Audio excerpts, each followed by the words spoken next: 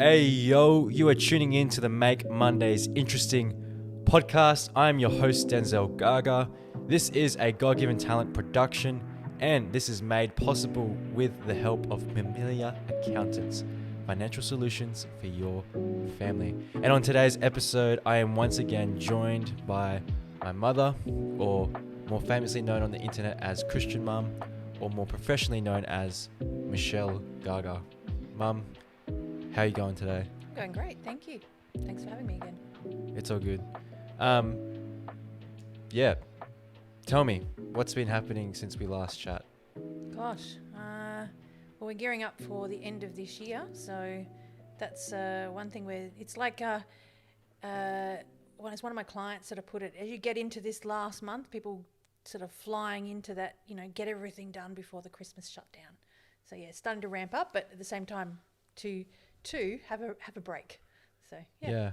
And what a way to demonstrate the Christmas season by changing up how we're doing this podcast with beanbags instead of something a bit more professional looking. It's very different, isn't it? It's a lot more casual because, hey, it is the Make Mondays Interesting podcast.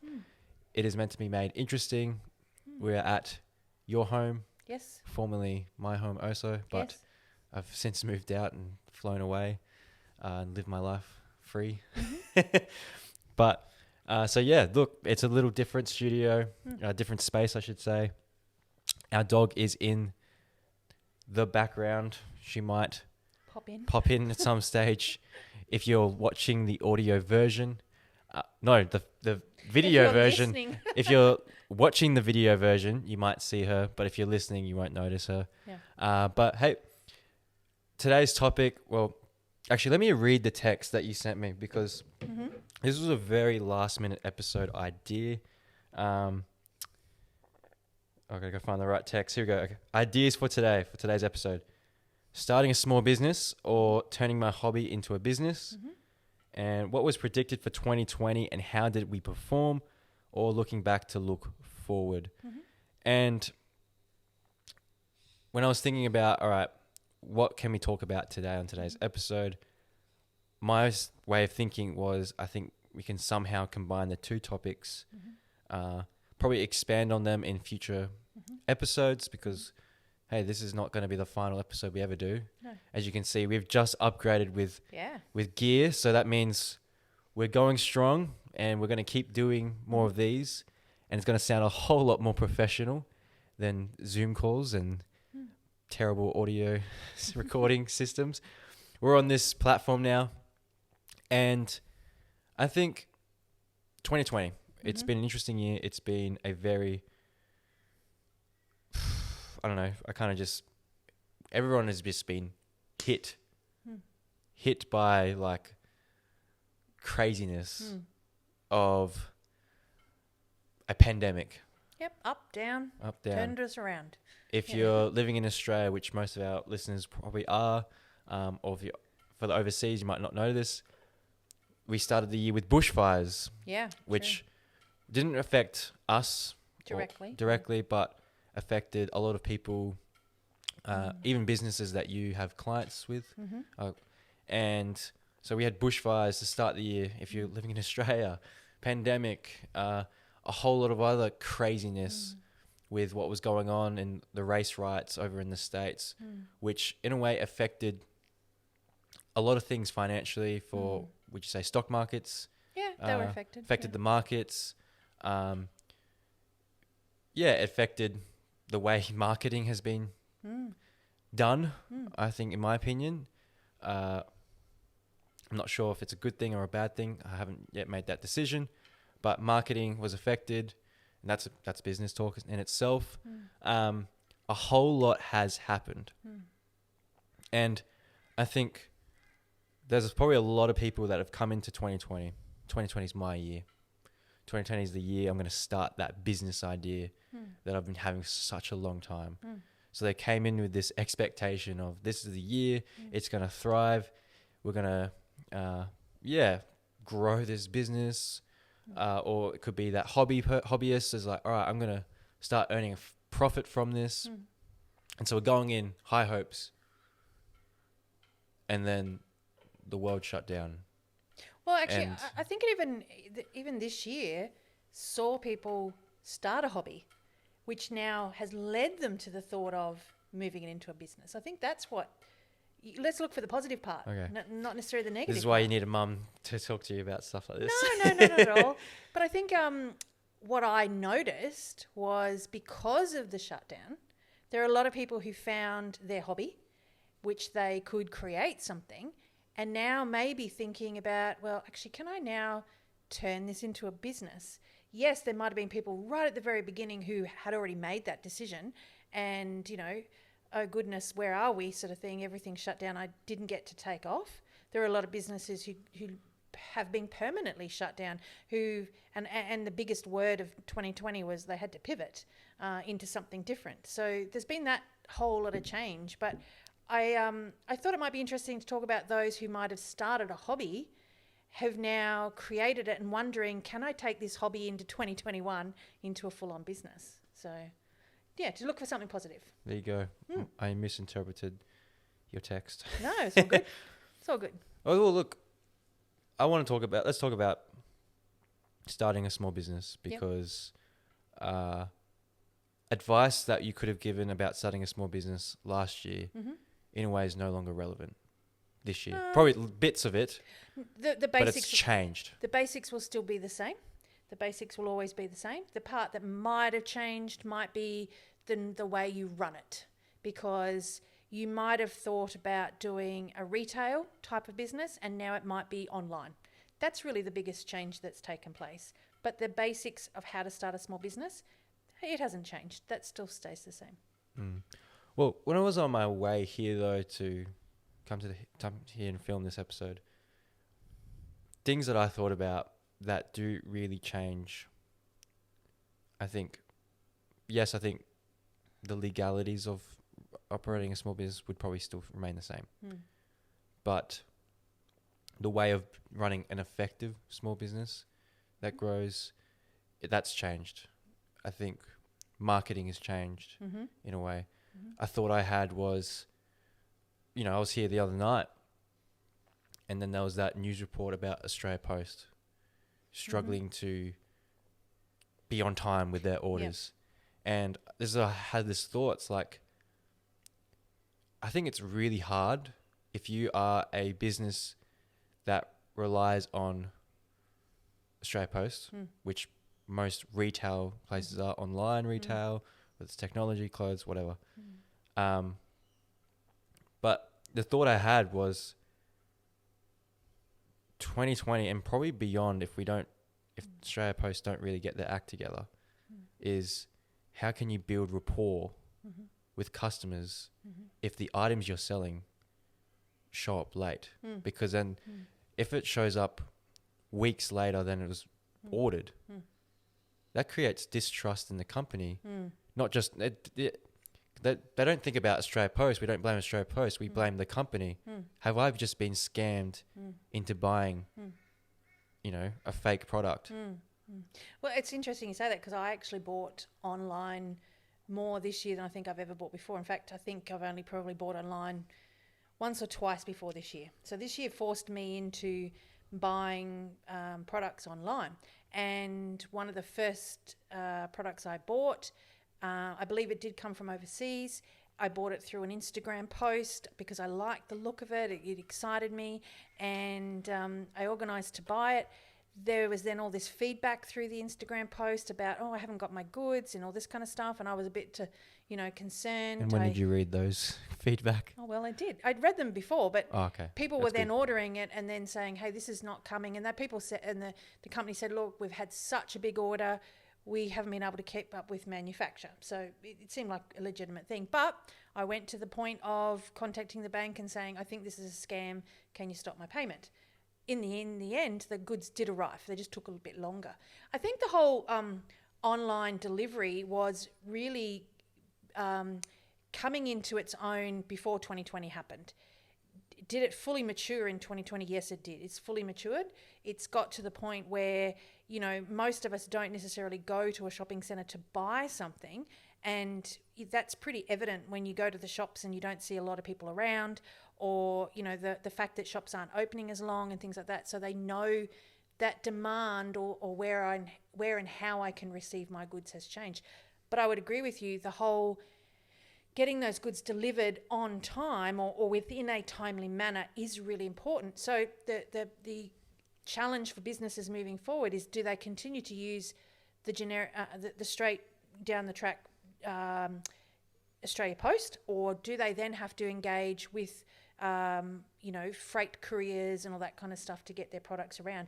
Is the price of that, the sensitivity of that, is that all something they're going to have to factor in and go from there? But I think that you're right, the marketing of those goods potentially has changed a little bit more. The fact that we use a social media platform to market, which we can do as low a cost as possible, as opposed to, you know, back in the day when we had to take out an ad in a newspaper or at a TV or on a radio.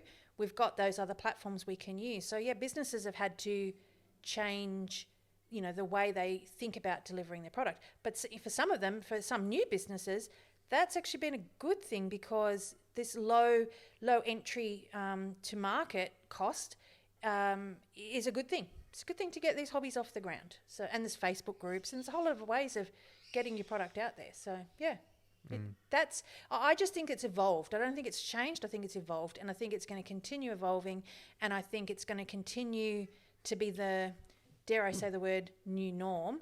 And I think that what will change the most is the retail space when it comes to products, not necessarily food, but products. So Technically, evolution is change. well, that's true. You know what I mean? Yes. Yeah. I don't know. Look, marketing has changed a lot this past year. Yeah. What have I noticed a lot lately?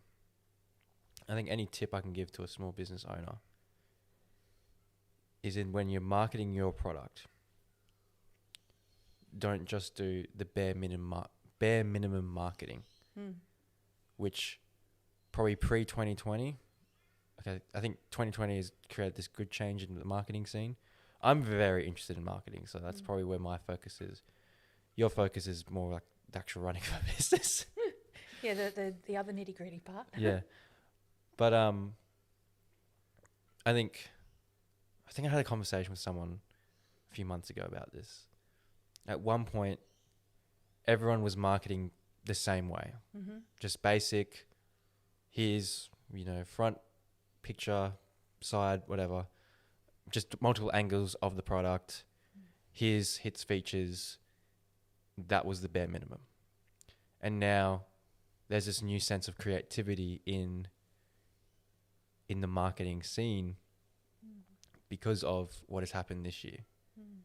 Everyone's branding, in a way, or how they has something to do with the happenings of the year, or it's like actually, well, that's a good thing. You look at the insurance companies at the moment. They're all branding around how their customer has been affected and how they believe they have helped their customer get through 2020. Yeah. Their branding has changed very strongly, but they want to make it about how they have helped their customer get through 2020.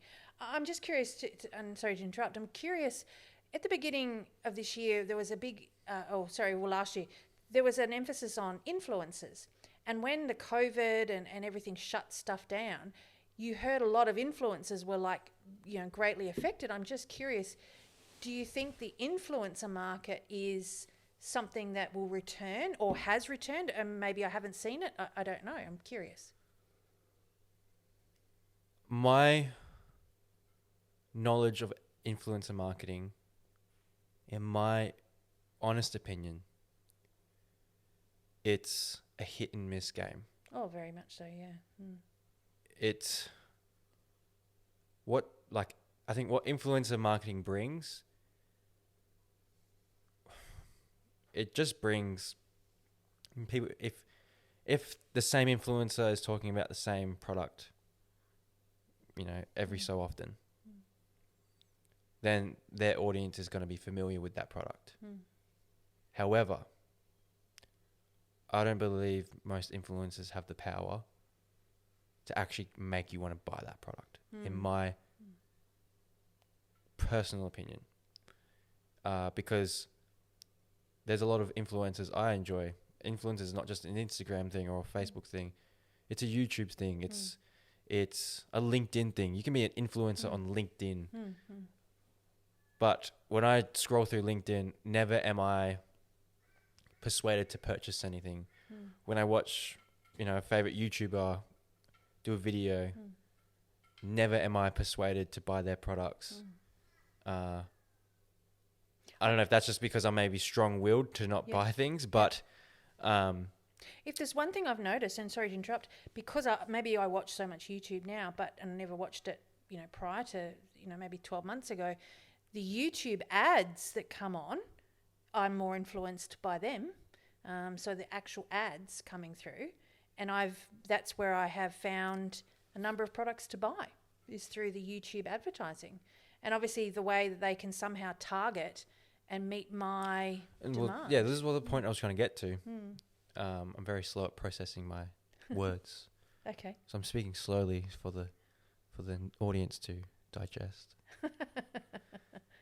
I'll say that even softer so it sounds nice in the microphone.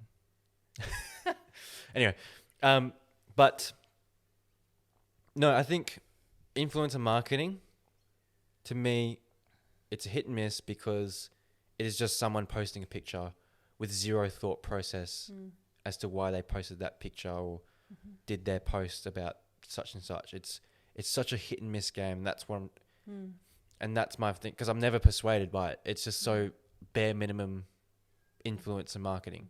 Yes, some people are influenced by it so easily, purely because I think they're just more of a fan of the person and in support of the fan, never a, oh, that's a good product that I want. I think it's usually an obsessive person that would buy a product from influencers, because it's like, let's give a classic example. Most influencers are women.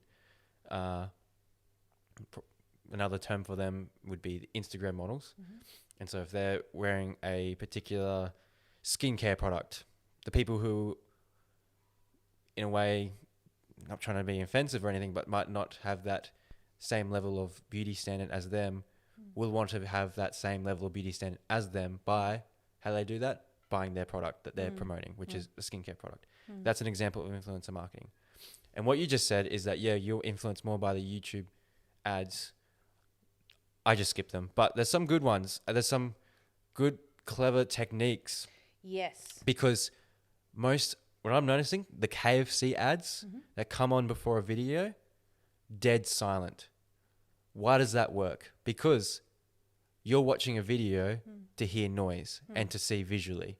So if you're putting a video on in the background and you hear dead silence, you're more likely, so if you're having it on a separate tab, so you're just listening to what the audio, and then a KFC ads comes up. I think it's KFC, and it's just dead silent. You're like, hang on, where's the audio going? Yeah. I've got to click back onto this tab to, I must have to change video. The video must have ended. No, you're actually just watching an ad. But because you thought to click that tab to reopen it up again, you're filled with images of KFC because it's dead silent. It's making you react. That's clever marketing. So subtle, because it's making you react in a particular way. Not to say that you're going to start buying KFC. Maybe you are. KFC is already a well-known established brand, so most likely you'll end up buying it anyway because you already know it, but it's keeping it relevant because of that type of advertising. And I guess the point I'm trying to make out of this is that's just one example of that's a bare minimum guerrilla marketing. But things that make me, I haven't been persuaded to buy anything, but things that I go, wow, that's a good ad, is the storytelling involved. And that's how 2020 has changed marketing, is because they're incorporating the story of the year that we've had so far. Bushfires of this and... That's what that ad is incorporating, is it? Or? Not the KFC ad. I'm talking about, like you said, insurance companies. Oh, yeah. How do we help? That's a story that they're telling. Yeah. Just showing me product and telling me you know, why it's a good thing is not engaging enough. Giving me a story that's visually like, what's going on here and what's this ad about is enough for me to actually remember the brand afterwards and talk about their ads in a later conversation with someone maybe. Like I said, I'm not easily persuaded by anything, so I'm not going to be buying product, but I still remember the brand that did those ads. Marketing has changed because it's created storytelling, because previously everyone did the same. And then this year, I think it's created this new sense of creativity in the marketing scene of how do we create engaging stories that features our product and not so much, here's our big product and let's do it super fancy. And no, it's like, here's just a good story. And then it's a good enough story for you to go and think, oh, have you seen that ad in a conversation about such and such? And like, I guess the most famous ads in Australian history. What's that? That charter boat. Where's my charter boat? Where's my charter boat? That's one. Yeah. Charter boat? What charter boat? Yeah. That never in that sentence does it mention what the company is or what they're selling. Not Happy Jan. But we know it's an RSCQ ad, correct? Yes. Why? Because it's just a story that was told. A lot of big companies originally did that, and kind of when everyone, because of Instagram, social media, and Facebook, everyone can just start a company now or a business and sell things through social media. The advertising of them just wasn't up to par, and so they've had to create this year's. I think, not saying everyone's done it. I think a lot of people have really stepped out of because really, I think maybe the best creativity comes from a place of desperation, and businesses became desperate. Oh, very much because so. of, hey, how are we going to make money in this time? And but yeah, that's probably what's the best thing that's come out of this year, and I think we'll have to focus on, or put emphasis on. When you start a small business, is a lot of marketing strategies. Much so. Yeah, very much so. Because there's too many companies out in the world that sell the same product as you.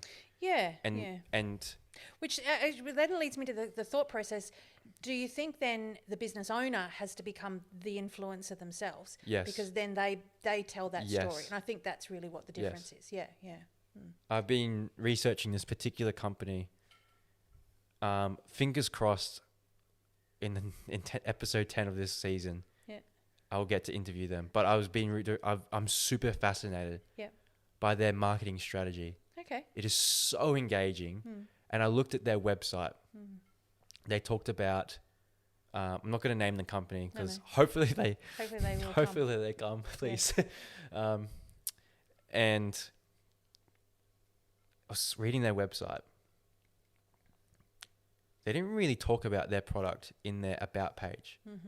They talked so much about marketing. Really? They talked about, they're talking about the two founders, right? Right. And they're talking about in the about like, XYZ is in groundbreaking marketing, and old mate is an expert in marketing and has really been fascinated with it's just marketing, talked about barely talks about product. Okay. And you'd think it'd be the product that's selling. It's the marketing, in my opinion, from an outside source. Now, there's no store of it on the Gold Coast. It is a food store, so I can't go and buy it unless I was in the city that they were selling it. Yeah. But that really is, and it made me think about, marketing needs to be more of a priority in starting a small business because, there's no doubt about marketing is an essential part of having a small business turn into a successful medium business, maybe. So yeah, but getting back to the whole, let's take our hobby. And are you ready to turn your hobby into a business? I think there's a couple of things in there that I think it was be pertinent to share a couple of things. One was something I noticed that it was easy to have a hobby, sit on an Instagram page or a Facebook page and create a name, because really there's not a lot more to, starting that out. You might just create a page name. And I just wanted to make a point that if you're serious about turning your hobby into a business, then you really need to consider getting a proper business name registration. And if you're serious about doing it, do it sooner rather than later, because as you build that influence, as you build those people who come back or see what you're doing, then people will see your name. And if you haven't got your name registered, that doesn't stop someone from going and registering it under you. So business registrations. Here we go, the legalities. The legalities of it. I'm just the creative mind that says, hey, do this. This sounds cool, interesting, fun. But and then you're like legal and register. And not trying to be which boring is important. It's really important because what I'd hate to see is these people who've come up with some really good ideas this year, created something that they want to grow, and then find out, oh my goodness, somebody stole my name. And I have seen that happen. So if you're serious about thinking about a hobby that could turn into a business and you want to create it, step out, get that thing sorted out, get your name sorted out, get it protected. Was one thing. And the other part that's really important to think about, which may be too soon if you're just thinking hobby, but if you're thinking through business, you need to think about what kind of structure you want to trade through, and start thinking of those things. The biggest question that people ask is, when does my hobby become a business? Because, hey, I might have sold some products for Christmas. The reality is, if you're going to sell a few things here and there and maybe, a few $100s worth, I'd say it's still a hobby at that stage. But once you've started to say, you know what, I want to set up advertising for this, and I want to start, creating a market space for it, then you really need to start exploring the idea of becoming a proper business, getting your ABNs, your structure sorted out and things like that. But there's a whole lot more to it than that. But that was just something that I'm seeing, good people's ideas come to fruition, but I really want to see them blossom into something real. And the thing is, there is that next step, which is to turn it into a proper business. So, yeah. There you go. There you go. Finish 2020 with a goal for what is 21 for your hobby turned business. So that's a good point. 2020 has been a weird year that I think people started hobbies, looking into going to business. My thinking is think about marketing, how you're going to advertise it and do well in that, and think creatively. What story do you wish to tell? And then legal mum over here says also register it so no one steals your ideas, which is very important because I guess, okay, let's just combine our two thoughts. I'm the creative, fun. Think of niche ways of getting your name out there. But then you're like, okay, great, have those niche ideas, but make sure no one else steals those niche ideas, because there are a lot of predators out there that want to steal ideas. Yeah. And that's how people, So, yeah. Yeah. Well, it's just something to be mindful of, because I have seen it happen. I have seen people put some hard effort into their business, which was their hobby to start with, and then they find out, somebody stole it from them. So don't get your business stolen from underneath you. Don't get your ideas stolen from underneath you, particularly if you have invested all your spare time this lockdown period to step into that position of, I have a dream, and I want to create a business going forward. So. There's a whole lot of other aspects to it. Obviously, there is the name, the structure, the finance. And yes, Denzel's right, the marketing is important. That's how you're going to sell your business. But I think what you've also got to do, can I also make one point? If you are serious about turning a hobby into a business, there's a very famous saying, begin with the end in mind. Where do you want this business to land, or what do you want it to create for you? And let's start with that as what your vision is, and say, okay, what do you have to do to create and achieve that vision and that goal? From a financial perspective, from a perspective of who's going to be in there to help you run it. There's a whole lot of other aspects, and there could be costs involved in doing it. I won't bore you with that side of things, but the concept of, how do you take your really good idea that you've been working on solidly for this period of time into a great business idea? There you go. I want to keep chatting. I'm sure you got some more thoughts. Yep. But I'm going to say we're going to go on a quick break. Okay. And then we're going to come back. Yep. me some more thoughts on this very topic. Sounds great. All right, we'll be back. All right, we're back. Oh, you're still on your phone. Caught you off guard. Looking something up for the next segment. Next segment. All right. You wanted to talk about 2020. Oh, I just thought we're at the end of the year, and at the end of any year, everyone predicts what's going to happen next year. So when I looked into... Real quick, are these business predictions or political? No, because sometimes you can get a bit too political. I don't want that on this show. Business. Trust me. They're business predictions. So I thought it'd be interesting to look and say, what's the next big thing? And what came up was, what did people say was the next big thing in 2020? Well, given that 2020 turned out completely different than everybody else thought it would, I thought it'd be interesting to go back and see what did people actually predict back in December last year in 2019 and see if any of them actually came true from a business perspective. Do you want me to guess, or are you going to... No, you can guess. Guess one. Okay. What did you think someone might have predicted for 2020? Oh, I got to guess what someone predicted. Yeah. What do you think 12 months ago, if people were looking forward in business, what were they thinking might happen? Look, I hope they were thinking about marketing and that it will change and be more creative and more story driven and less product driven. Yeah. Am I correct? There was one of those in there. Yeah. So what Say that one. Say that one. Well, I'm actually trying to find that one. That's why you caught me out. Great. But let's go through a couple of them. So this was a gentleman called Guy Weaver, director of Praetura Ventures. He said that there'll be a big increase in the use of chatbots throughout 2020 as more businesses make them available for their customers. I actually think that was the case because people were going online to engage and things like that, chatbots were something that was more prevalent on a website. As in like the website when you like go into the thing and then, hi, how are you? Yeah. Do you need help? Correct. Yeah. That one. Okay. Yeah. So I think he was right on that. There possibly was that increase. Personally, I don't know if I saw more of it. I just see it. And kind of continuing from the discussion we were having before the break about...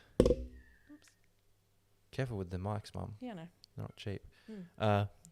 The discussion about starting a small business. Do you reckon chat boxes really help? For like, if I'm about to start a small business and I'm just a sole trader, really just selling product online, is Chatbox a really worthwhile investment? Because I know you'd have to pay for something like that. You do have to pay to get it to grow, to be built. I don't know. Have you used them? I have. Have you used them? Not really. I've only ever used a chat box when I've asked for help. Not correct. Yeah. Never a. What am I interested in? Yeah, like a salesperson. Yeah, not a salesperson. Yeah. I don't think the sales. It just doesn't feel personal. It feels I would agree manufactured. With you. Yeah. I kind of swipe them away when they get in my way. I think if you're going to be a small business owner, be as personal as possible, and that creates trust. Yep. In them, in the customer. Yep. Even like, I think how we talked about the Australia Post thing, and even just transparency in the season that we're in of a society where product is a bit slower to get delivered now. I think also transparency with the customers about, hey, this is the world we live in. Just be mindful that this is the expected delivery days, but expect delays. And just, I think if you're a small business owner and you haven't yet put that in an asterisk in your delivery thing for your website, I'd suggest that you do that, because that full transparency will be helpful to create that trust in a customer. Even with these mics, these actually came we ordered them back in September. Yeah. They came, I went away so it came in November, late November. Yes, late November. And and this is December now. And what I did appreciate, as much as it frustrated me, because it's like, man, again, I have to keep waiting, was the full transparency I got from the company that was just saying, hey, the manufacturer of these mics we're expecting a new shipment coming in this time, and then once they get the shipment, they have to process it themselves. Yep. I appreciated the full transparency because at least I knew where these were. If they never gave me that, if they never communicate that, Yeah. I would probably lost trust in that company and probably why would I ever go with them again? Yeah. So yeah, full transparency. What were we talking about? Chat boxes. Yeah, Because the it's chat personal. box is personal. Because full transparency is personal and being realistic and reliable. Yeah, I think the prediction of using them more is there, but I think some companies don't use them well. They aren't personable. They just get in the way. They're not. They come up too early sometimes when you're just engaging and things like that. But they feel, if we've got to get in there and connect with you straight away. So yeah, but it's an interesting prediction. You'll love the second prediction. So this person is Heidi Dawson, a controller of BBC Radio 5 Live, and she predicted that 2020 will see rapid growth in the number of people listening to podcasts. In 2019, 8.4 million people listened to podcasts, which is a huge 2.4 million increase from 6 million in 2018. The BBC having a creative explosion of podcasts right now, which can all be heard on the New Sounds app, was their prediction back then. I think the fact is, with the shutdowns and the lockdowns, more people had to move on to a podcast environment to get heard. People listen to the radio in the car. Yeah. If there's no one driving to work. Correct. They needed something to listen to that was makes more sense. engaging. But I don't think they would have predicted there's going to be a pandemic that forces it. They probably just thought, the podcast is a new trend. But no, Correct. Really, it took a pandemic for it to really... I think it took a pandemic for it to really come to its real forefront of people actually acknowledging that, they still exist. Because I have to ask myself, 12 months ago, was I thinking podcasts was still something new? I was like, I think they've come and gone, But this year, no, they really came.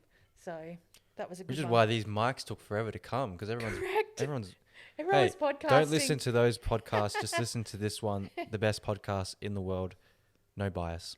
This is true. All right.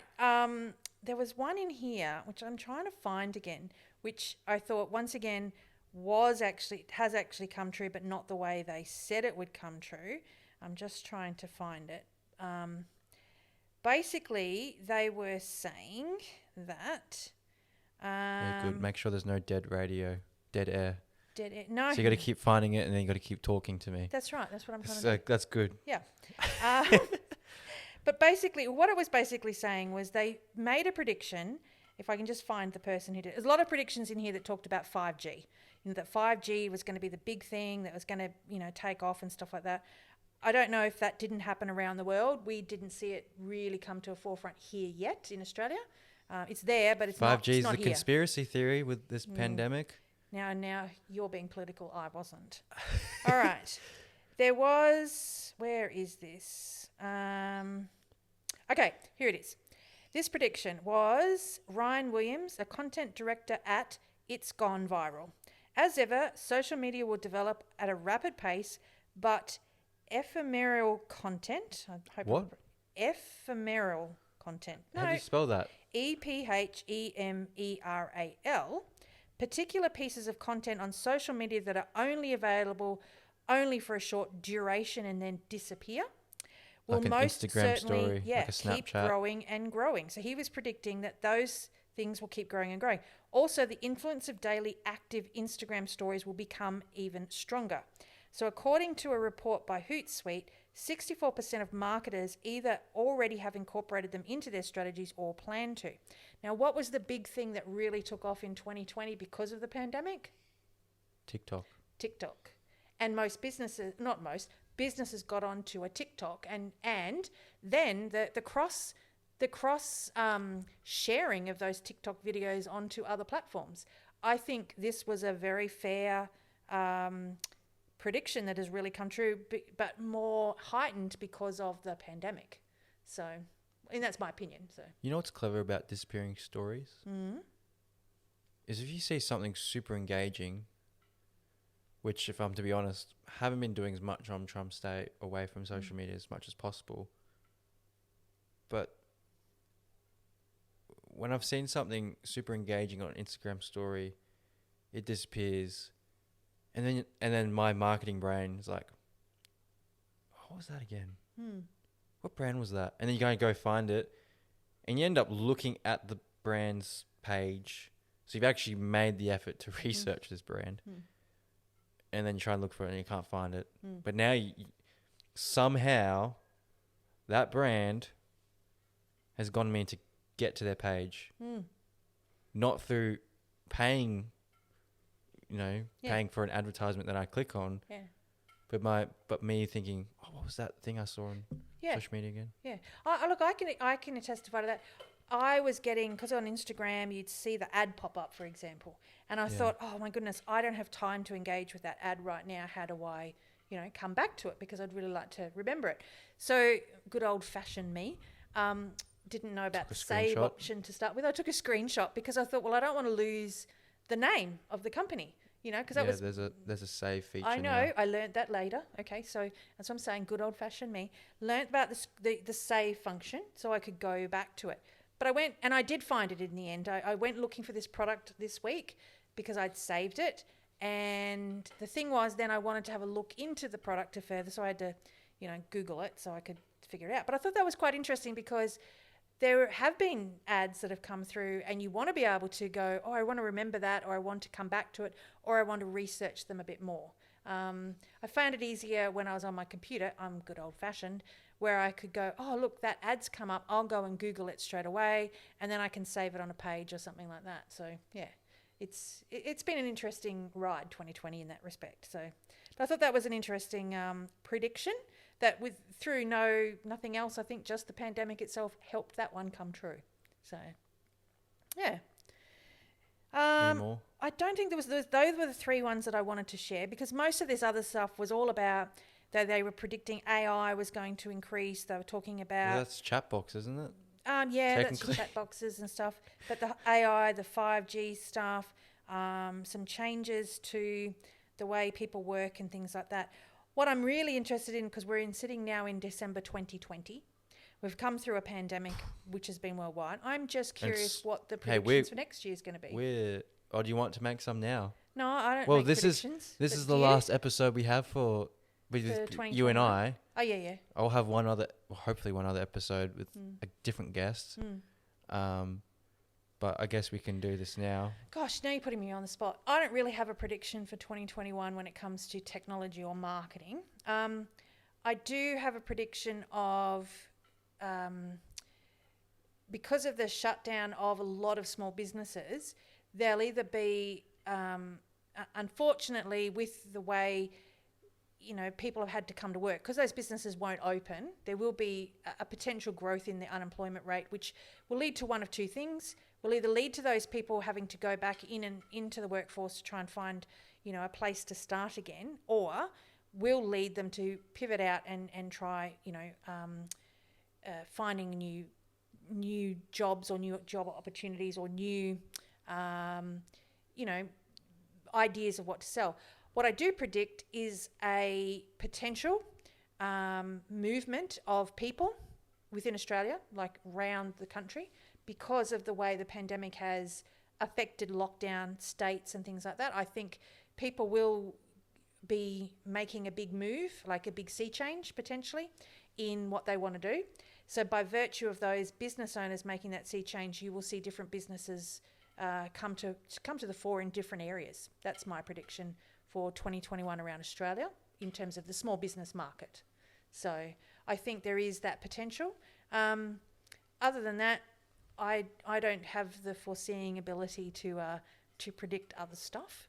I just hope that we can all get back to some kind of life that is got some fun in it as well, the ability to travel again and things like that. Unfortunately, I don't think we'll travel as much as we want to, but that therefore gives people within a country a different idea of how they're going to have to, grow and create something new. So it's very broad. I guess the prediction for me is, companies downsizing their office space, not so much staff. We realized how easy it was to work from home. Not saying everyone thrived in it. Some people struggled in it just because they were in that old mentality of this is my workspace and divide, which is, I think, smart. Like, you have to have a workspace and a home space that you're never bringing the two together if you want to have a nice work-family balance. But we talked about in the previous episode. No, We talked about not this topic. I'm talking about. Okay, I can't remember if we talked about it in the previous episode or we did it in the discussions afterwards. But talking about hotels, and yes, not as many tourists. But I've heard recently, like, a lot of hotels have got more revenue coming in than last year because of interstate travel. Correct. I can't say all of them. You got to be, No. an attractable Yeah.